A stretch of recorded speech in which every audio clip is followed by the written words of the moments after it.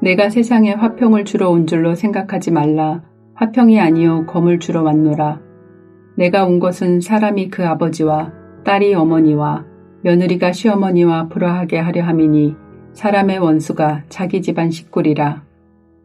아버지나 어머니를 나보다 더 사랑하는 자는 내게 합당하지 아니하고 아들이나 딸을 나보다 더 사랑하는 자도 내게 합당하지 아니하며 또 자기 십자가를 지고 나를 따르지 않는 자도 내게 합당하지 아니하니라.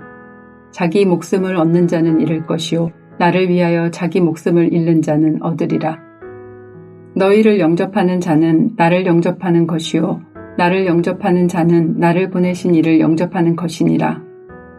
선지자의 이름으로 선지자를 영접하는 자는 선지자의 상을 받을 것이요 의인의 이름으로 의인을 영접하는 자는 의인의 상을 받을 것이요 또 누구든지 제자의 이름으로 이 작은 자 중 하나에게 냉수 한 그릇이라도 주는 자는 내가 진실로 너희에게 이르노니 그 사람이 결단코 상을 잃지 아니하리라 하시니라. 어릴 때 한 집안에 종교가 둘이 있으면 불행해진다는 말을 종종 들었습니다. 두 종교가 서로 충돌하기 때문입니다. 내가 세상에 화평을 주러 온 줄로 생각하지 말라. 화평이 아니요 검을 주러 왔노라 라고 하신 말씀이 바로 이 뜻입니다. 예수님과 제자들이 선포하는 복음은 궁극적으로 이 세상에 평화를 가져오지만 지금은 싸우는 검으로 등장합니다. 가정 내에 한 사람은 복음을 믿고 또 다른 사람은 복음을 믿지 않으므로 가족 간의 갈등이 일어나서 배교한 자를 죽음에 처하는 일이 일어나는 것입니다. 무슬림 가정에 누가 예수님을 믿는 그리스도인이 있다면 그는 종종 가족의 이름으로 처형을 당하는 일이 오늘날에도 여전히 일어납니다. 그러므로 복음은 다툼과 분열을 만들 수밖에 없고 그리스도인들은 세상에서 문제와 말썽을 일으키는 사람들로 평가받을 수밖에 없습니다. 그런데도 기독교 신앙을 고집하면 사람들은 또 어떻게 말합니까? 예수쟁이들은 정말 이기적이고 배타적이며 자기 종교밖에 모르는 사람이라고 비난합니다. 여러분은 이런 말에 대해 어떻게 생각하십니까? 예수님의 말씀대로 누가 봐도 천국 복음은 평화가 아닌 검을 주어 다툼과 분열을 가져오지만 이것 때문에 예수님의 복음이 그 문제를 책임져야 할까요? 평화의 복음을 우리가 들고 들어가지만 그러나 세상의 반응이 거절과 박해이기에 갈등이 일어나고 충돌이 발생하는 것입니다.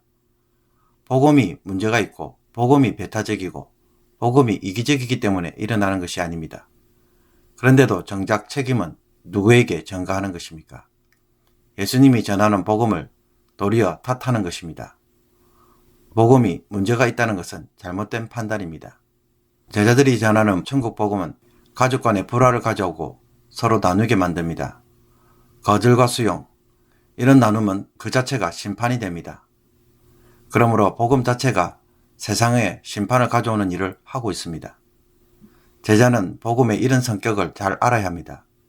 복음이 제자들에게 구원을 가져다 주는 기쁜 소식이지만 그러나 모두를 맹목적으로 기쁘게 하는 것은 아닌 것입니다. 불교에서는 한 집안에 두 종교가 있어도 아무런 문제가 되지 않는다고 말합니다. 자기 종교를 지나치게 고집하는 것은 인간의 고집과 아집 때문이라고 말합니다. 과연 이것은 인간의 쓸데없는 욕심에서 비롯된 문제일까요? 아니면 진리의 문제에서 나온 것일까요? 예수님은 예수님보다 아버지나 어머니, 아들이나 딸을 더 사랑하는 자는 자신에게 합당하지 않다고 예수님은 말씀합니다. 여기서 예수님이 말씀하시는 사랑은 충성입니다. 예수님에 대한 온전한 충성은 가족에 대한 사랑을 처음부터 거부하는 것이 아니라 둘 중 하나를 따라야만 하는 상황이 올 때 예수님을 따라야 한다는 것을 보여줍니다. 이런 점에서 복음은 배타적인 모습을 보여줍니다. 왜 그럴까요? 그것은 복음이 참 진리이기 때문입니다. 진리가 진리 아닌 것과 충돌할 때 타협해버리면 어떻게 됩니까? 진리가 되는 것을 스스로 포기하는 일이 될 것입니다. 그러므로 예수님이 원하시는 참된 제자는 어떤 사람입니까? 자기 십자가를 지고 예수님을 따르는 자입니다.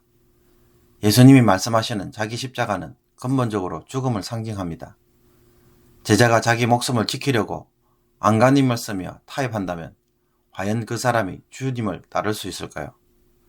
죽기를 각오하고 복음에 대하여 죽음으로 위협할지라도 주님을 따르는 사람이 참 제자이고 주님이 찾으시는 사람입니다. 주님은 그 사람의 죽음의 헌신에 대해 생명으로 응답합니다.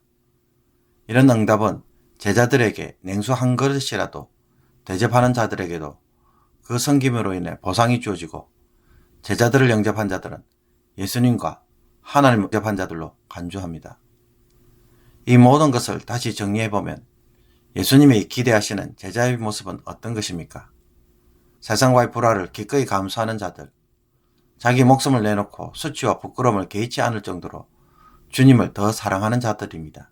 예수님은 자기 생명을 내놓을 만큼의 가치와 절대 충성의 가치를 가지고 있습니다.